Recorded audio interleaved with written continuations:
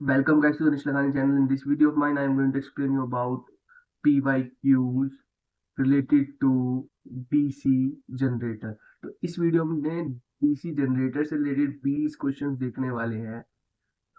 20 questions देखने वाले हैं। तो सबसे पहला क्वेश्चन जो आपकी स्क्रीन पे है, सबसे पहला क्वेश्चन क्या कह रहा है कि in shunt generator interpole windings carries the. First question में क्या बोल रहे हैं, ये इंटरपोल वाइंडिंग से रिलेटेड क्वेश्चन है। इंटरपोल वाइंडिंग किस लिए यूज होती है? आर्मेचर रिएक्शन के इफेक्ट को कम करने के लिए। किस लिए? आर्मेचर रिएक्शन के इफेक्ट को कम करने के लिए। सो बेसिकली अपन आर्मेचर रिएक्शन के इफेक्ट को कम करने के लिए इंटरपोल वाइंडिंग और कंपनसेटरी वाइंडिंग यूज करते हैं, कंपनसेशन वाइंडिंग यूज करते हैं। तो इंटरपोल वाइंडिंग जो है इंटरपोलर रीजन में यूज होती है और ये सीरीज में कनेक्ट होती है भाई, सीरीज में कनेक्ट होती है आर्मेचर वाइंडिंग के। ठीक है, आर्मेचर वाइंडिंग के सीरीज में कनेक्ट होती है और अगर सीरीज में कनेक्ट होगी तो सेम करंट फ्लो करेगा ना, जो आर्मेचर से फ्लो कर रहा है वो ही। तो इसमें आर्मेचर करंट ही फ्लो करेगा। तो this is the explanation required for this question. ठीक है, और अगर आपको डिटेल में देखना है तो किसी भी यूट्यूब पे कोई भी वीडियो जिसमें आर्मेचर रिएक्शन के पहली चीज इफेक्ट बताए हो और दूसरी चीज उसको कैसे रिड्यूस कर सकते हैं उसके मेथड्स बताए हो, इसको रेफर करके आप अच्छे से समझ सकते हैं। ठीक है, तो इसका आंसर क्या है? फर्स्ट का बी। ओके, इसको एक बार रब कर लेते हैं। Okay, next second question. Second question में क्या बोला है? The process of reversal of current in the armature coil as it crosses magnetic natural axis is called. मतलब जो करंट का रिवर्सल होता है, करंट का रिवर्सल होता है, करंट का रिवर्सल होता है किसमें? आर्मेचर की कॉइल में। ठीक है, तो उस प्रोसेस को क्या कहते हैं? उस प्रोसेस को कहते हैं कम्यूटेशन। कम्यूटेशन, कम्यूटेटर जो होता है वो मेरे एसी को डीसी में कन्वर्ट करता है। इसकी मदद से हम क्या करते हैं? एसी को डीसी में कन्वर्ट। तो वही चीज वो बोल रहा है कि उस प्रोसेस को क्या कहेंगे। तो करंट रिवर्सल जहां पे भी आएगा डीसी मशीन में, वो काम किसका होता है? मेरा कम्यूटेटर का होता है। ठीक है, और वो प्रोसेस क्या कहलाता है? कम्यूटेशन कहलाता है। सो this is the second question. Third question में क्या बोल रहा है वो? थर्ड क्वेश्चन में बोल रहा है कि एक डीसी शंट जनरेटर है जो 20 किलोवाट पावर डिलीवर कर रहा है। कब? और इसकी वोल्टेज कितनी है? 200 वोल्ट है। ठीक है, इसकी शंट जनरेटर है और आरएफ कितना है इसका? 100 ओम फील्ड रेजिस्टेंस, और आर्मेचर रेजिस्टेंस कितनी है? 0.5 ओम। ठीक है, तो अगर मैं शंट की बात करूं तो ये मेरा आर एच एच हो जाएगा।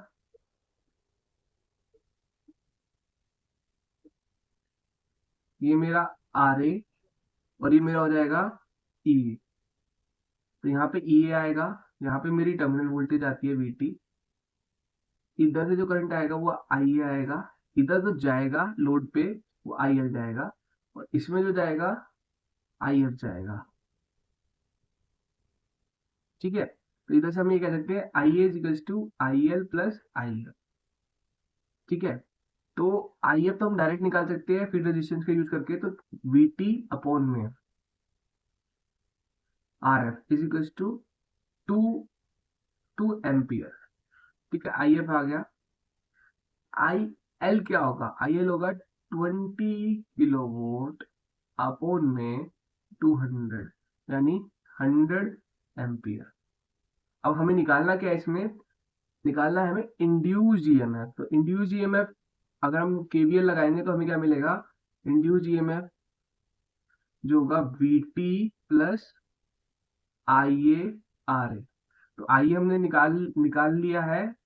आई ए क्या होगा? 2 एम्पियर और 100 एम्पियर, इन दोनों का सम होगा, तो 102 एम्पियर।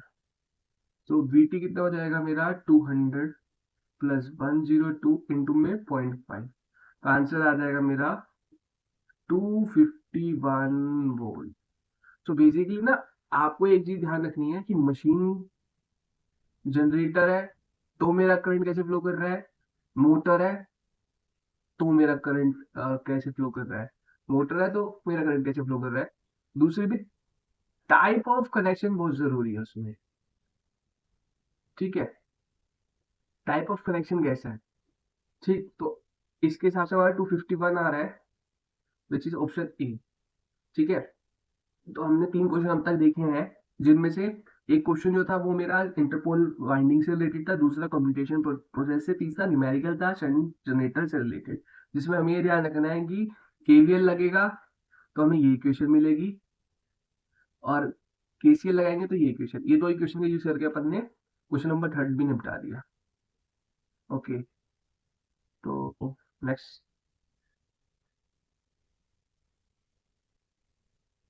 क्वेश्चन नंबर 4 में क्या क्या है इन्होंने, क्वेश्चन नंबर 4 में बोला है कि शंट जनरेटर के लिए मैक्सिमम एफिशिएंसी कब होगी, जब उसके वेरिएबल लॉसेस जो होंगे मेरे कांस्टेंट लॉसेस के बराबर हो जाएंगे। तो इस चीज को ध्यान रखना है कि ये जो कंडीशन है ना, it is applicable to each and every electrical machine, चाहे वो मेरा ट्रांसफॉर्मर हो। ठीक है, इनका कंपोजिशन अलग अलग हो सकता है कि वेरिएबल लॉसेस में कौन से लॉसेस कंसिडर कर रहे हैं और कॉन्स्टेंट लॉसेस में कौन से लॉसेस कंसिडर कर रहे हैं। But the thing is that for maximum efficiency we have to remember variable losses should be equals to constant losses. तो ट्रांसफॉर्मर हो, डीसी मशीन हो, सिंक्रोनियस मशीन हो, तीनों केसेस में मेरी ये कंडीशन एप्लीकेबल। ठीक है,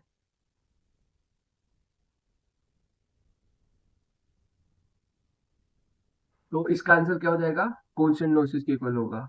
ठीक है, फिफ्थ क्वेश्चन देखते हैं, इन्होंने अच्छा खासा एक्सप्लेनेशन दिया हुआ है, आप इसको रेफर कर सकते हैं चाहे हो तो, बट मेरे हिसाब से आपको जो चीज मैंने बोली है ये चीज दिमाग में बिठानी है कि जब मेरे वेरिएबल लॉसेस इक्वल हुई कॉन्स्टेंट लॉसेस, ये तो डायरेक्ट क्वेश्चन था। ठीक है, हो सकता है कि उसमें वेरिएबल लॉसेस की वैल्यू दे दे और कॉन्स्टेंट लॉसेस की वैल्यू दे दे, तो इसका कंपोजिशन आपको पता होगा, इसका कंपोजिशन तो आपको इन दोनों की इक्वेट करके कोई और लॉसेस निकालने को मिल सकते हैं या फिर एफिशिएंसी निकालने को बोल सकता है। ठीक है, तो क्वेश्चन किस हिसाब से पूछ सकता है, वो कंसेप्ट यही रहेगा कि वेरिएबल लॉसेस जो होंगे वो मेरे कौन से लॉसेस के इक्वल होंगे, बस इतना ध्यान रखना है।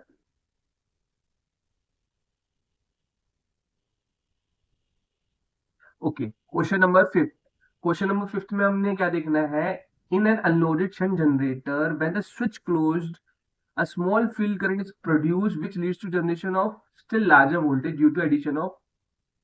तो आपको पता होना चाहिए कि जो शंट जनरेटर होता है इसकी वर्किंग के लिए रेजिड्यू मैग्नेटिज्म जरूरी है, मतलब कुछ वोल्टेज बिल्डअप के लिए रेजिड्यू मैग्नेटिज्म जरूरी है।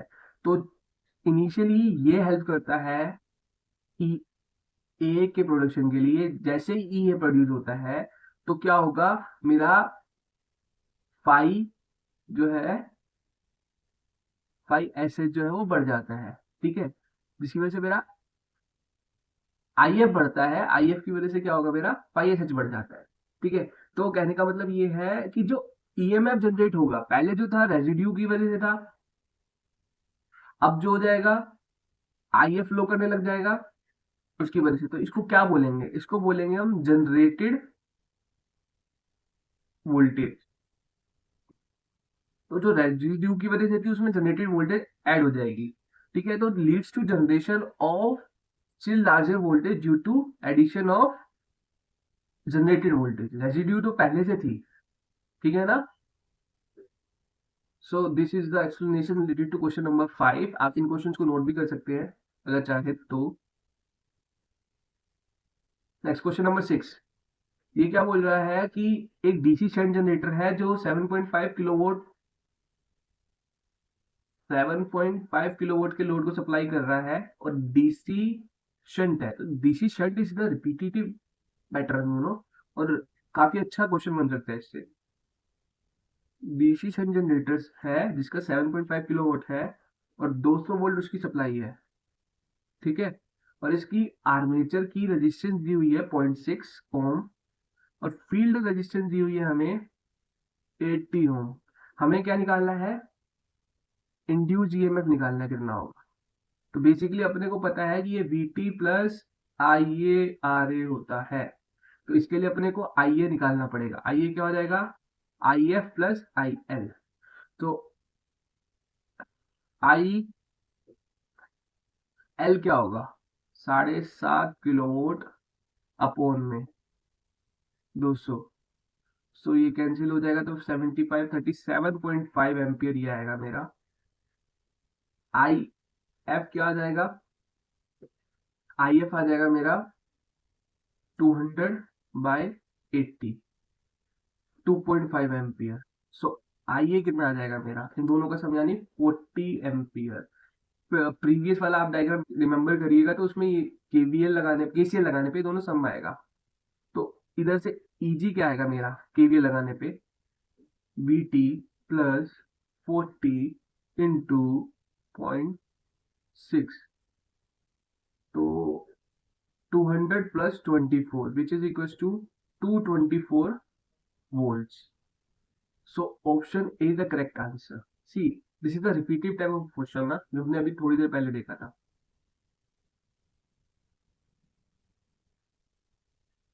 So question number 7. In this we have to calculate induced armature voltage। ठीक है, तो इसमें क्या बोला है, 8 पोल डीसी जनरेटर है, सिंप्लेक्स वेव वाइंडिंग, वेव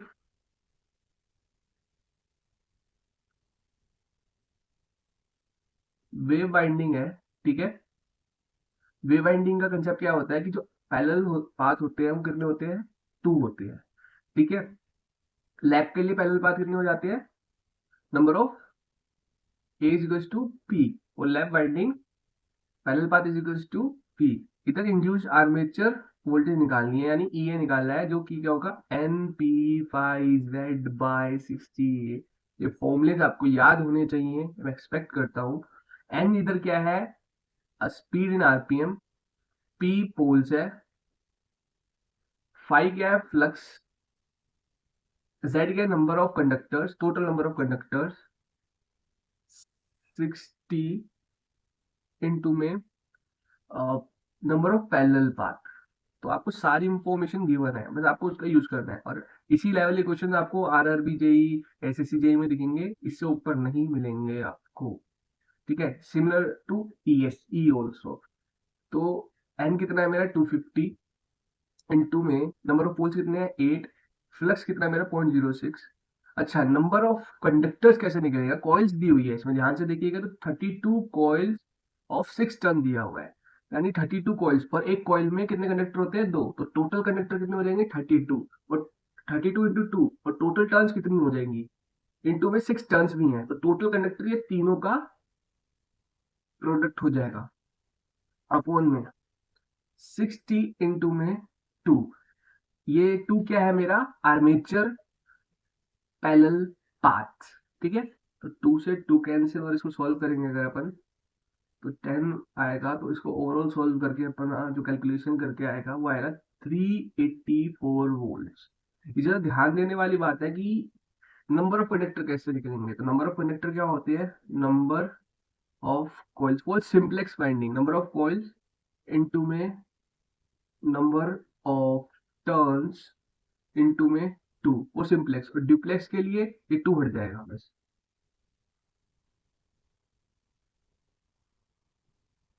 तो 7 क्वेश्चन हो गया हमारा।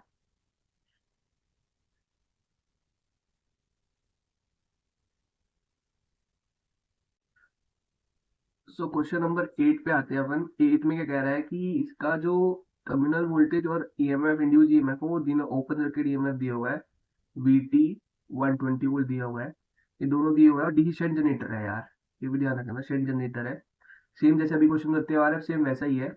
When the machine is on, तो टर्मिनल वोल्टेज 120 दी हुई है, for the field resistance of 15 ohm and armature resistance of 0.02. So RF is given is equals to 15 ohm and RA is given is equals to 0.02 ohm. तो अभी हमने DC shunt के लिए दो इक्वेशन बनाई थी केवीएल और केसीएल के हिसाब से। केवीएल और केसीएल के हिसाब से। तो केवीएल के हिसाब से क्या था, ET EA is to VT plus IARA, this is the equation.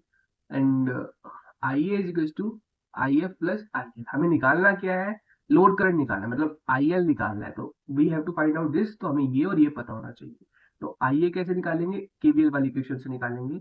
EA minus VT by R A, which is EA कितना है 127 minus 120 by 0.02, which is equal to 7 by 0.02, यानी 700 बाय 2, 350 एम्पियर मेरा आई आ गया। नाउ आई एफ कितना हो जाएगा, B T by R F. V T कितना है मेरा 120, आर एफ कितना है मेरा 15, सो ये आ गया मेरा 8 ampere. Then I L by K V K C L equation कितना हो जाएगा, आई ए माइनस आई। सो इधर से 350 माइनस 8 एम्पियर मेरे को 342 एम्पियर। सो इधर क्या ध्यान रखना है ना आपको, ये दो इक्वेशन ये आपको याद है। तो आप जनरेटर या मोटर, मोटर में थोड़ा चेंजेस होगा। मोटर में क्या हो जाएगा, I L is equals to I A plus I F हो जाएगा, ठीक है। तो मोटर के लिए आप ये याद रख सकते हो कि करंट की डायरेक्शन रिवर्स हो जाएगी, ठीक है ना। और इधर सेम यहाँ पे माइनस आ जाएगा, ठीक है। This is the decision generator के लिए एप्लीकेबल है इक्वेशन। सो आपको ना फिगर याद करनी है और उस हिसाब से देखना है आपको कि भाई करंट कैसे डिवाइड होगा या वोल्टेज कैसे डिवाइड हो रही है। क्योंकि देखो ये मेरी अरेंजमेंट है ना, देखिए ये मेरी अरेंजमेंट है।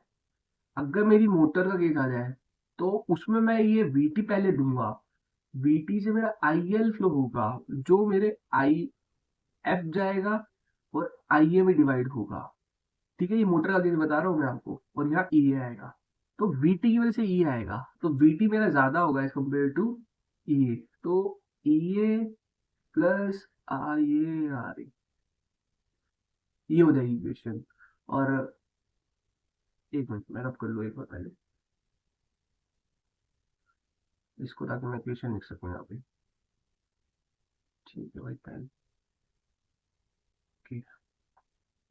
सो और I L equals to I F plus I A हो जाएगा। ये किसके लिए, मेरा मोटर के लिए, शंट, डीसी शंट मोटर, ठीक है। क्वेश्चन नंबर 9 क्या कह रहा है कि DC generator run at the speed of N दिया हुआ है 1000 आरपीएम। उसके बाद क्या कह रहा है, फ्लक्स दिया हुआ है 5.2 वेबर। उसके बाद बोल रहा है number of poles are 2, number of poles कितने दिए हुए 2, और वेव वाइंडिंग है तो आर्मेचर पैरेलल पाथ कितने हो जाएंगे 2, और 480 कंडक्टर दिए हुए हैं। और अब क्या बोल दिए, क्रिटिकल स्पीड भी दी हुई है भाई, क्रिटिकल स्पीड का कंसेप्ट आ गया इसमें तो 120 आरपीएम। सो क्रिटिकल स्पीड क्या होती है, क्रिटिकल स्पीड अगर मेरी डीसी मोटर का रोटर है उसकी स्पीड जो है क्रिटिकल स्पीड से कम है तो ईएमएफ इंड्यूस नहीं होगा। अगर मेरी स्पीड जो है क्रिटिकल स्पीड से ज्यादा है तो मेरा ईएमएफ इंड्यूस हो जाएगा। तो सबसे पहले अगर आपको क्रिटिकल स्पीड दी हुई हो तो ये वाला फॉर्मूला लगाने से पहले N P pi Z by 60, ये फॉर्मूला लगाने से पहले आपको ये चेक करना है कि ये कंडीशन तो नहीं है। तो क्रिटिकल स्पीड वाली कंडीशन ये वाली सेटिस्फाई होनी चाहिए। बट इधर जैसे हम देख पा रहे हैं कि जो मेरी स्पीड है वो 1000 है और क्रिटिकल स्पीड जो है मेरी 1200 है। सो ये यहाँ पे ईएमएफ इंड्यूस होगा ही नहीं, तो 0 वोल्ट आएगा इसका आंसर, ठीक है। सो इन्होंने यही चीज थोड़ी अलग लैंग्वेज में लिखी हुई है अगर आप देखेंगे तो, ठीक है। क्वेश्चन नंबर 10 में क्या कह रहा है, DC generator principle follow. DC generator में हम क्या निकालते हैं, हमारे पास मैग्नेटिक फ्लक्स या फिर मैग्नेटिक फील्ड की डायरेक्शन होती है, ठीक है। हमारे पास जो टॉर्क है या फोर्स अप्लाई किया हमने, उन दोनों की डायरेक्शन गिवन होती है। हमें इन दोनों की डायरेक्शन की हेल्प से हम निकालते हैं करंट की डायरेक्शन। तो इसके लिए अपन जो यूज करते हैं वो यूज करते हैं फ्लेमिंग्स राइट हैंड रूल। और अगर मेरे को करंट प्लस मैग्नेटिक फील्ड की डायरेक्शन दी हुई हो तो मुझे मोटर का केस बनेगा वो, और मोटर से फोर्स या टॉर्क की डायरेक्शन में निकालता हूँ। तो इसके लिए मैं क्या यूज करूंगा, लेफ्ट हैंड। ठीक है, मतलब मैकेनिकल अगर मेरे को कोई चीज निकालनी है, मैकेनिकल पैरामीटर निकालना है, मोशन निकालना है, फोर्स निकालना है, टॉर्क, तो उसके लिए यूज करूंगा मैं लेफ्ट हैंड। और वही बात करूं अगर मैं करंट, ईएमएफ जो भी निकालना है, इलेक्ट्रिकल आउटपुट, तो उसके लिए मैं राइट हैंड यूज करूंगा। ठीक है, तो इस हिसाब से 10 का मेरा क्वेश्चन का क्या हो जाएगा, ए ऑप्शन हो जाएगा। Which type of DC generator is more suitable for arc welding. तो ये मोस्ट कॉमन क्वेश्चंस होते हैं, मतलब ऐसे क्वेश्चंस क्या होते हैं, एप्लीकेशन बेस्ड होते हैं कि भाई किस टाइप आपको पहले पता होना चाहिए। देखो डीसी मशीन के, ठीक है ना, सेल्फ एक्साइटेड और सेपरेटली एक्साइटेड कह लीजिए। ठीक है, फिर सीरीज, शंट, कंपाउंड, फिर डिफरेंशियल इसमें, और क्यूमुलेटिव। डिफरेंशियल अलग होता है, क्यूमुलेटिव अलग होता है। डिफरेंशियल में क्या होता है भाई, phi F H minus phi flux opposition होता है, इसमें फ्लक्स का सबमिशन होता है। ठीक है ना, तो ये सब आपको पता होना चाहिए सबसे पहले तो। और फिर इनकी एप्लीकेशन एक एक याद रखो। नॉर्मली जो क्वेश्चन रिपीट हो रहे हैं, जितने आप रिवाइज करोगे उतना बेटर है। ठीक है, तो इसमें तो रटना ही पड़ेगा आपको कि आर्क वेल्डिंग के लिए कौन सा यूज होता है। आर्क वेल्डिंग के लिए यूज होता है मेरा डिफरेंशियल कंपाउंड। कौन सा यूज होता है, डिफरेंशियल कंपाउंड यूज होता है। ठीक है ना, अब हमारे को क्या देखना है, क्वेश्चन नंबर 12। क्वेश्चन नंबर 12 में क्या कह रहा है कि if the speed of DC machine is doubled, अगर एन टू जो हो जाएगा टू एन वन हो जाएगा। ठीक है, तो मेरा तो मेरा क्या, और फ्लक्स जो है फाइव वन के इक्वल है। ठीक है, सेकंड केस में जो है फ्लक्स बराबर है फर्स्ट वाले केस से। तो इंड्यूस ईएमएफ पे क्या फर्क पड़ेगा, ई ए टू पे क्या फर्क पड़ेगा। तो अगर ई ए की बात करूँ तो वो एन बाय फाइव के प्रोपोर्शनल होता है। ठीक है, सो EA2 by EA1 is equals to N2 phi 2 N1 phi 1। These both are equal, तो ये हो जाएगा N2 by N1, और N2 by N1 क्या आएगा, 2। सो मेरा EA2 will be equals to twice of first case induced EMF, तो मेरा डबल हो जाएगा वो भी। So B is the correct option. ठीक है ना, next question number 13। Question number 13 में कह रहा है कि क्वेश्चन नंबर 13 में क्या कह रहा है, क्वेश्चन नंबर 13 में ये कह रहा है कि शंट जनरेटर है जो डिलीवर कर रहा है 450 एम्पियर, यानी ये क्या है, मेरा आईएल दिया हुआ है। दूसरी चीज ये क्या बोल रहा है कि 230 वोल्ट पे दे रहा है, यानी ये मेरा वीटी है। So VT is equal to 230 volt. ठीक है, इधर देखिए आप, यहाँ 230 वोल्ट पे दिया हुआ है और शंट जनरेटर के बेसिस पे है। और शंट फील्ड और आर्मेचर रेजिस्टेंस दी हुई है दोनों, 50 ओम और 0.03। और पूछ रहा है हमसे आर्मेचर वोल्टेज ड्रॉप। तो बेसिकली इधर से हमें ये पता है कि E A is to B T plus I A R, ये जो स्टैंडर्ड हमारी इक्वेशन है, हमसे ये पूछ रहा है भाई। तो इसके लिए हमें वी आई ए पता होना चाहिए। ठीक है, तो आर्मेचर वोल्टेज ड्रॉप निकालना है which is equal to I A R A. I A पता करो भाई, आई ए कैसे पता करोगे, अपन को आई एल पता है 450 है। ठीक है, आई एल 450 पता है, आई एफ पता कर लेते हैं अपन। आई एफ क्या होगा, वी टी बाय आर है। रिपीटिव फॉर्मूला यूज हो रहा है ये वाला। ठीक है, तो आपको तक तो दिमाग में बैठ गया होगा अगर आपने पहले नहीं पढ़ रखा होगा तो। सो 230 बाय 0.50 ओम, तो 23/5 विच इज ये आएगा 4.6 एम्पियर। सो मेरा आई ए कितना आ जाएगा, आई ए होगा आई L plus I F which is equals to 454.6 ampere. So 454.6 into में 0.03, मेरे ख्याल से ये है 0.03। हाँ जी, 0.03। तो इसको सॉल्व करेंगे तो अपना आएगा ये 13.6 ampere. So you have to remember KVL KCL only ना। आप आपको डायग्राम याद करना नहीं, तो ये दो इक्वेशंस याद रखो। आप बेसिकली हर न्यूमेरिकल सॉल्व कर सकते हो। और एक टॉप इक्वेशन और होती है, वो और याद रखनी है। वो आगे क्वेश्चन आएंगे तो हम अपन उसमें देखेंगे। सो क्वेश्चन नंबर 14 में हम देखते हैं, इसमें क्या बोल रहा है कि four pole separately excited wave bound DC machine है विद नेग्लिजिबल आर्मेचर रेजिस्टेंस। इसमें इस वेव बाउंड के लिए क्या है, वोल्टेज दी हुई है और पावर रेटिंग दी हुई है, ठीक है ना। और दोनों रेटेड दिया हुआ है वेव के लिए। और हमसे क्या पूछ रहा है, the same armature coil are reconnected to form lap. अब क्या बात करा है, इन्होंने लैप कनेक्शन कर दिया उसी कॉइल्स का यूज करते हुए। तो अब वो पूछ रहा है कि इसकी वोल्टेज और पावर पे क्या असर होगा। तो एक कंसेप्ट क्या कहता है, मेरा जब वेव होता है तो मेरा पैरेलल पाथ क्या होते हैं, दो। और इसमें क्या होगा, मेरा पैरेलल पाथ पोल्स के इक्वल विच इज 4। ये वाला जो पी है वो पावर है, ठीक है। तो पैरेलल पाथ बढ़ गए, इधर लैप में पैरेलल पाथ बढ़ गए, ठीक है।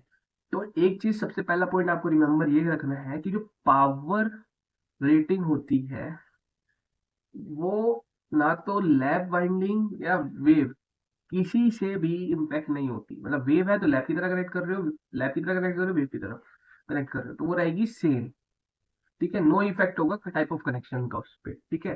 क्यों, वो मैं आपको बताता हूँ। जैसे अभी इधर कंडीशन है, अगर मैं वेव की बात करूं तो पैरेलल पाथ कितने हैं, दो, ठीक है। तो एक, दो, लेट से एन कंडक्टर्स लगे पड़े हैं, वन से एन तक।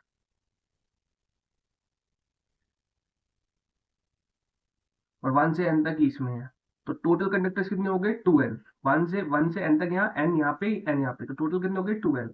ये कितने में डिवाइड हो रहे हैं, दो में। तो ईच पैरेलल पाथ में कितने कंडक्टर आ रहे हैं, एन, ठीक है। अब मैंने क्या किया, इन सब इन 2n कंडक्टर्स को ही, टोटल कंडक्टर्स कितने हो गए, 2n।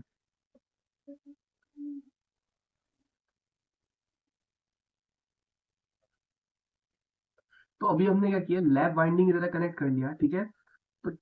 तो टोटल कंडक्टर्स अपॉन में नंबर ऑफ पैरेलल पाथ, तो कितना हो जाएगा, 2n अपॉन में 4, n/2। ईच पैरेलल पाथ में n/2 कंडक्टर्स आ जाएंगे, ठीक है। तो कहने का मतलब क्या है, अब क्या हो जाएंगे, n/2 कंडक्टर्स, ऐसे ही n/2। सिमिलरली यहाँ पे भी n/2 और यहाँ पे भी n/2।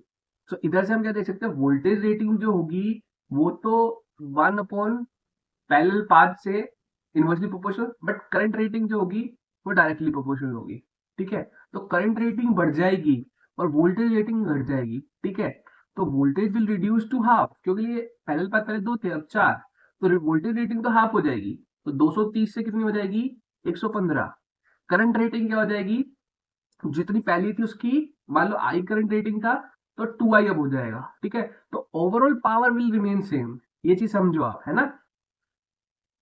Now question number 15. An Amplidyne is actually a AC motor connected DC generator. So basically वो DC amplifier रहता है, ठीक है। तो same is written here, आप इसको पढ़ सकते हैं। Next, shunt generator must are most suited for stable parallel operation, क्योंकि because as their voltage characteristics is drooping। drooping का मतलब जैसे जैसे मेरा लोड करंट बढ़ेगा, जैसे जैसे मेरा लोड करंट बढ़ेगा वैसे वैसे मेरा जो है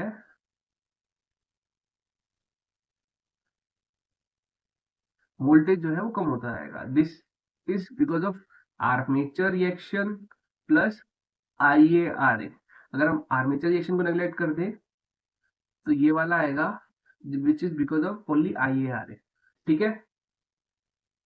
क्वेश्चन नंबर 17। क्वेश्चन नंबर 17 का कह रहा है, if a self excited DC generator are being installed failed to build up voltage on its first trial, then मतलब जो सेल्फ एक्साइटेड जनरेटर है वो जो है वोल्टेज बिल्डअप नहीं कर पा रहा है, तो हमें क्या करना पड़ेगा। वो क्यों नहीं कर पा रहा है, क्योंकि जो मेरा फ्लक्स है वो अपोज कर रहा है, मेरा जो मेरा फील्ड वाइंडिंग का फ्लक्स है वो मेरा आर्मेचर से अपोज हो रहा है, तो वो नेग्लेक्ट हो रहा है, जिसकी वजह से मेरा नेट फ्लक्स जो है वो जीरो हो रहा है, ठीक है।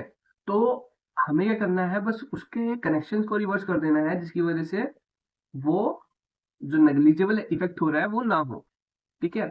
सो क्वेश्चन नंबर 18 में क्या कह रहा है, ये एक cumulative compound DC generator is supplying 20 ampere 200 volt if the series field winding is short circuited.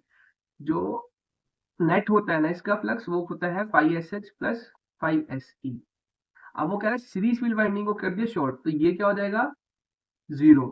सिर्फ 5S की 5 इसकी वजह से बढ़ जाएगा। तो ईएमएफ जो होता है वो मेरा प्रोपोर्शनल होता है मेरा 5 के।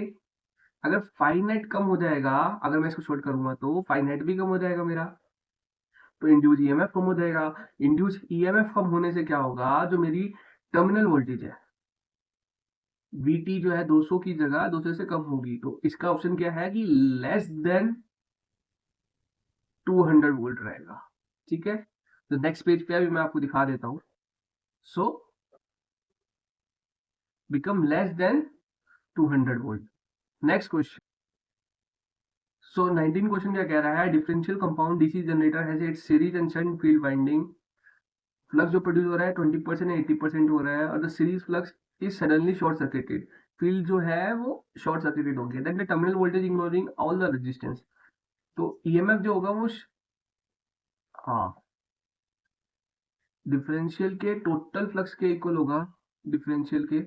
तो बेसिकली ये क्या होगा, शंट माइनस सीरीज। डिफरेंशियल के लिए ये होता है और क्यूमुलेटिव में प्लस आ जाता है।